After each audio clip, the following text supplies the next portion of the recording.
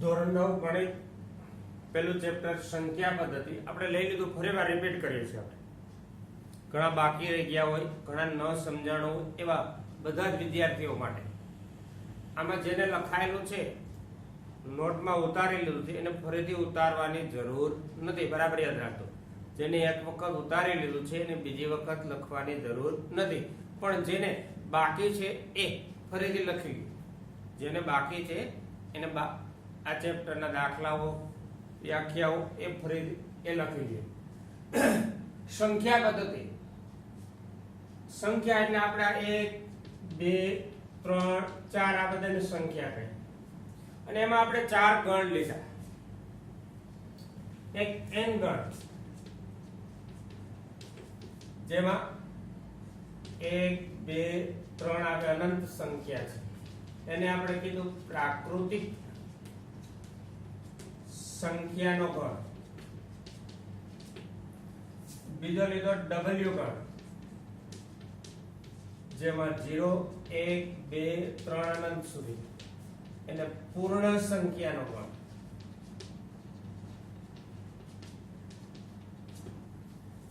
પછી z ગણ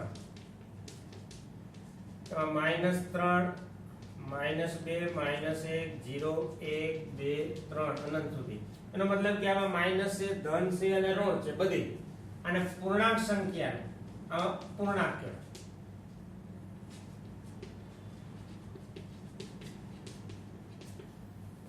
પછી q ગણ. હવે આમાં પૂર્ણાંક એટલે આ બધી આવી ગઈ. પૂર્ણાંક એટલે બધી, પૂર્ણાંક અને અપૂર્ણાંક.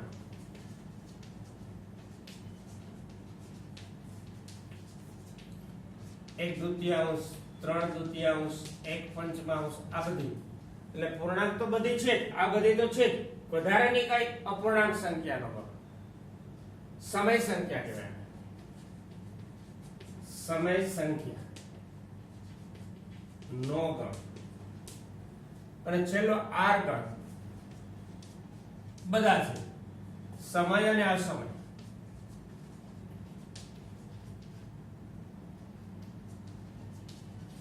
એને વાસ્તવિક સંખ્યાનો ગણ.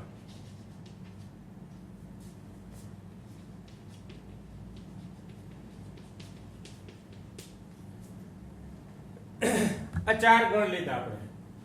પૂર્ણ એટલે 0 પૂર્ણમાં આવે એટલે પૂર્ણ સંખ્યા. આ 0 ન હોય તો પ્રાકૃતિક પૂર્ણ સંખ્યા. આ પૂર્ણાંક અને આ બધી આવે પૂર્ણાંક અને અપૂર્ણાંક એને સમય સંખ્યા. સમય અને સમય બધી હોય અને વાસ્તવિક સંખ્યા. એટલે બધી આમાં બધા આવી જાય, એક પણ બાકી નથી.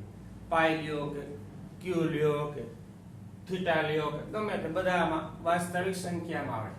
હવે આપણે જે પ્રશ્ન જે આગળ કે આ તમને આટલી વસ્તુ ખબર પડી ગઈ. હવે તમને પૂર્ણાંક, પૂર્ણ સંખ્યા, પૂર્ણાંક સંખ્યા અને અપૂર્ણાંક. હવે અપૂર્ણાંક, પૂર્ણાંક અને અપૂર્ણાંક એને આપણે સમય કીધી. હવે સમય સંખ્યા માટે આપણે જોવાનું છે.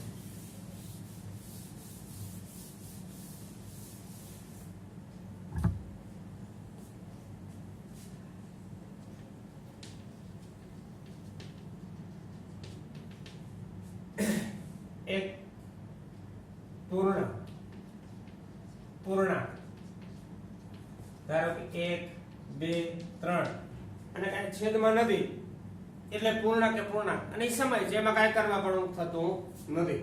પણ અપૂર્ણાંક છે 1 દુત્યાંશ, 3 ચતુર્થાંશ, 3 પંચમાંશ, 1 સપ્તમાંશ આ બધી, 1 તૃતીયાંશ અપૂર્ણાંક છે. આમાં બરાબર તમારે સમજવાનું છે. અપૂર્ણાંક સંખ્યા છે એમાં સમય કેવી તો કે જેનો આ બધી તો પૂર્ણાંક છે એટલે શાંત સમય કહેવાય. શાંત અને અશાંત. શાંત એટલે શું તો આને આપણે અંશ કહીએ અને આપણે શું કહીએ છેદ. હંમેશા અંશ ને આપણે છેદ વડે ભાગવાનું. એટલે 1 ને 2 વડે ભાગીએ તો ભાગ ના લે એટલે અહીં મૂકી શૂન્ય, અહીં મૂકો દશાંશ, શૂન્ય પછી દશાંશ તો પછી 2 પચા 10 આ બાદ કરો એટલે 0 આ છેલ્લે વધેનું કઈ આપણે શેષ એ શેષ શું મળી 0 આ બીજું લઈ 3 ભાગ્યા કેટલા 4 આના કેટલા આવ્યા તમારે 0.5 અને 4 વડે ભાગો ભાગના આલે એટલે 0 આ 10 શૂન્ય મૂક્યો દશાંશ 7 ચોક 28 માઈનસ કરો એટલે 2 વધે બાદ કરો 20 4 પચા 20 શેષ કેટલી મળી 0 0.75 અહીંયા લઈ 3 ભાગ્યા 5 ભાગના લે 0 દશાંશ 6 પચા 30 0 0 શેષ 0.6 અહીંયા લે 1 ભાગ્યા 7 ભાગના લે 0 7 એકુ 7 કેટલા બીજા 3 કેટલા થયા 30 7 ચોક 28 કેટલા બીજા 2 20 7 દુ 14 કેટલા બીજા 6 60 એક એક શૂન્ય મૂકતા જાય 7 8 56 બાદ કરો એટલે કેટલા 4 60 માંથી 40 બીજા 7 પચા 35 કેટલા બીજા 5 50 સત્યુ સત્યુ 49 તો કેટલો બીજો 1 પાછા 10 7 એકુ 7 કેટલા બીજા 3 30 8 ચોક 28 2 બીજા 20 આ કેટલો હતો 1 આ પાછો 1 આવ્યો આ શેષ કેટલો મેળવ્યો 3 આ શેષ મેળવ્યો 3 આ શેષ કેટલા મેળવ્યા 2 આમ ક્રમશઃ તમે લેતા જાઓ અંતર નહીં આવે શેષ શૂન્ય મળતો નથી આ બધામાં શેષ શૂન્ય મળે આમાં મળતો નથી બે મુદ્દા આવ્યા કા શેષ શૂન્ય મળે અથવા શેષ શૂન્ય ન મળે તો શેષ શૂન્ય મળે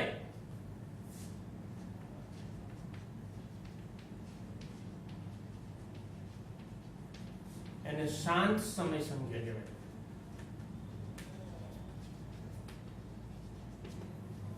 હવે આમાં શેષ શૂન્ય મળ્યો નહીં પણ શેષનું પુનરાવર્તન થયું 14 28 57 14 28 57 સતત ચાલુ રહેશે તો એને કહેવાય અનંત આવૃત સમય સંખ્યા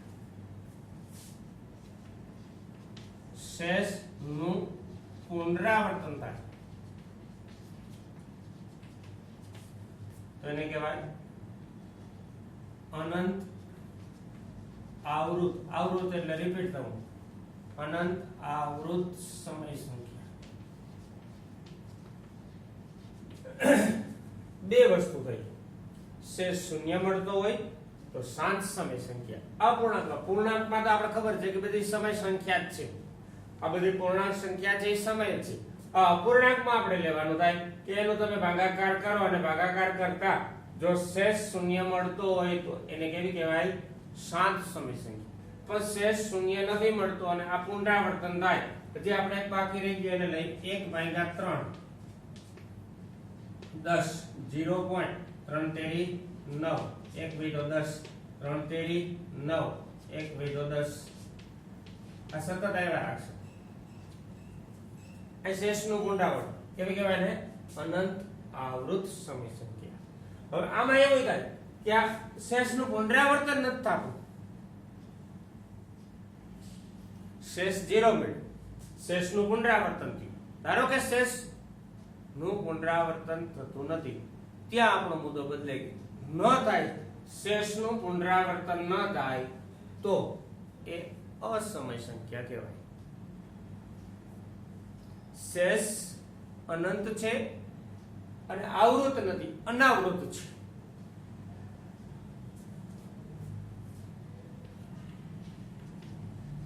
શેષનું પુનરાવર્તન ન થાય એને કહેવાય અનંત અનાવૃત સમય સંખ્યા, જેને આપણે નામ આપ્યું છે અસમય સંખ્યા.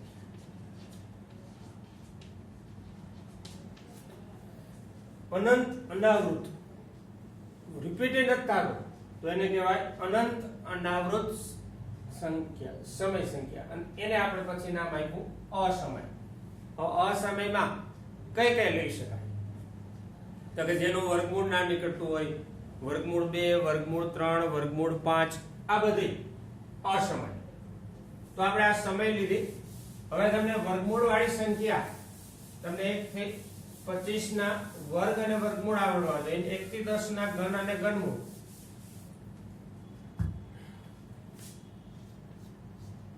આમ લખ્યું છે તો આ 4 વર્ગમૂળમાં છે. એનો અર્થ એ થયો કે કોનો 2 વખત ગુણાકાર કરો તો 4 મળે, એટલે કે 2 ગુણ્યા 2 કે તો આનું વર્ગમૂળ કેટલું નીકળ્યું? 2. તમને ખબર છે 1 નો વર્ગ 1 અને 1 નું વર્ગમૂળ પણ 1. 2 નો વર્ગ કેટલો થાય? આ વર્ગ કહેવાય અને આને કહેવાય વર્ગમૂળ. 2 નો વર્ગ 4 અને 4 નું વર્ગમૂળ 2. 3 નો વર્ગ 9, 9 નું વર્ગમૂળ 3, 4 નો વર્ગ 16, 16 નું વર્ગમૂળ 4. આ તમને 1 થી 25 આવડવું જોઈએ. 5 નો વર્ગ 25, 6 નો 36, 7 નો 49, 8 નો 64 આ આવડવું જોઈએ. પછી વિભાજ્ય અને અવિભાજ્ય.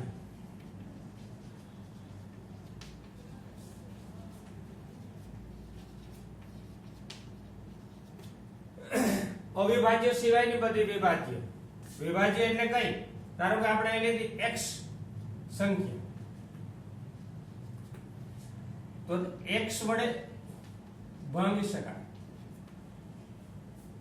નિશેષ, નિશેષ એટલે શેષ શૂન્ય મળે, ભાંગી શકાય.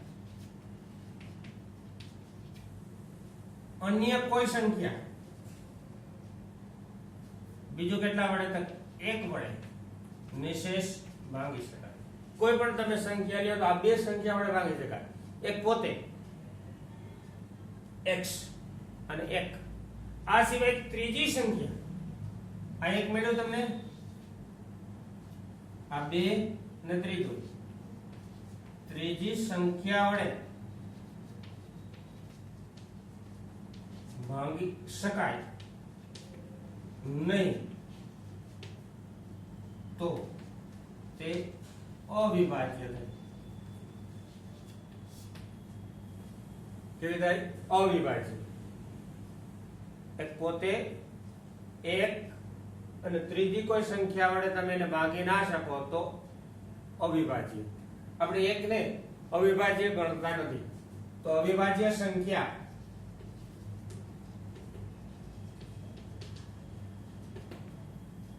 આપણે શરૂઆત કરી તો 2 થી.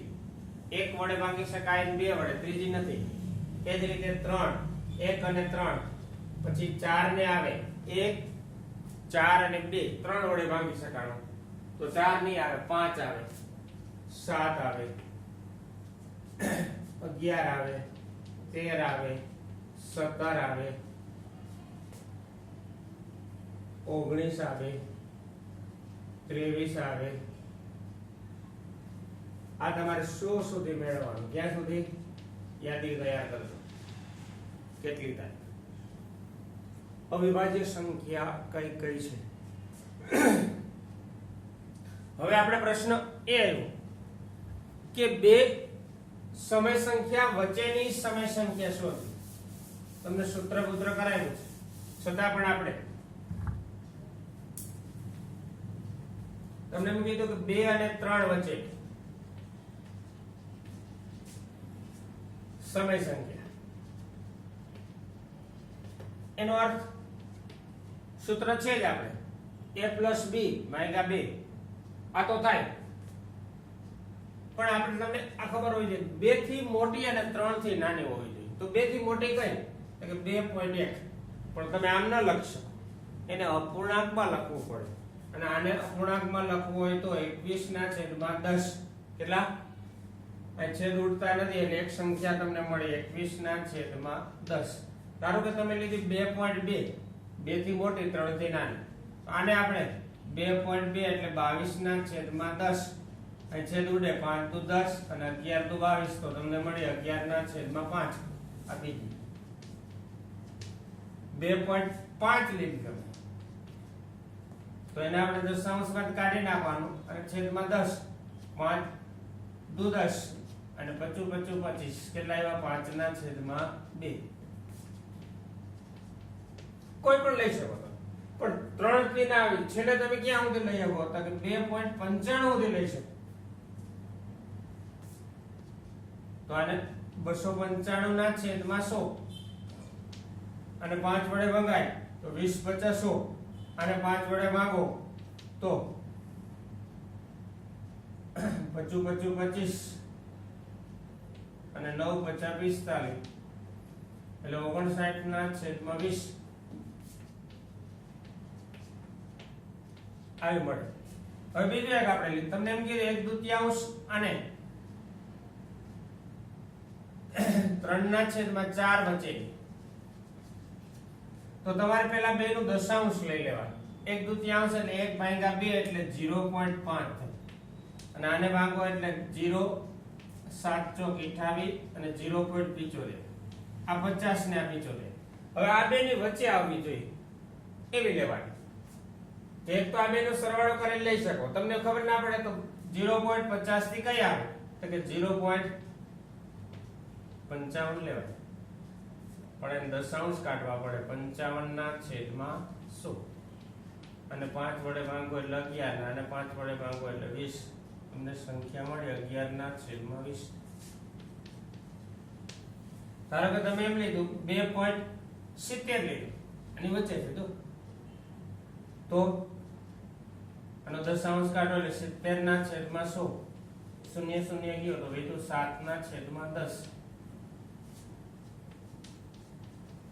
હવે તમારે ધારો કે આનાથી વધવાના છે 0.75 થી વધવાના છે અને આનાથી ઓછા ન રહેવા દો તો 0.60 પણ લઈ શકાય તો 60 ના છેદમાં 100 શૂન્ય શૂન્ય ગયો 5 દુ 10 અને 3 દુ 6 3 ના છેદમાં 5 તમારે જેટલી મેળવી એટલી મળે આ યાદ કરવાનું પહેલા બેને દશાંશમાં લઈ લેવાના પછી એને મૂકવાના તમારે આ ગણતરી બાજુમાં આવી જાય કે 0.50 કરતા મોટી અને 0.75 કરતા નાની લેવાની છે તો આને દશાંશ કાઢી નાખવાનું જેટલા અંક દશાંશ પછી જેટલા અંકો હોય એટલા શૂન્ય નીચે અહીં 100 આમાં 1 હતો 10 પછી એનું સાદુરૂપ આપો એટલે તમને બધી અપૂર્ણાંક મળતી જાય આ બે સંખ્યા વચ્ચેની સમય સંખ્યા થાય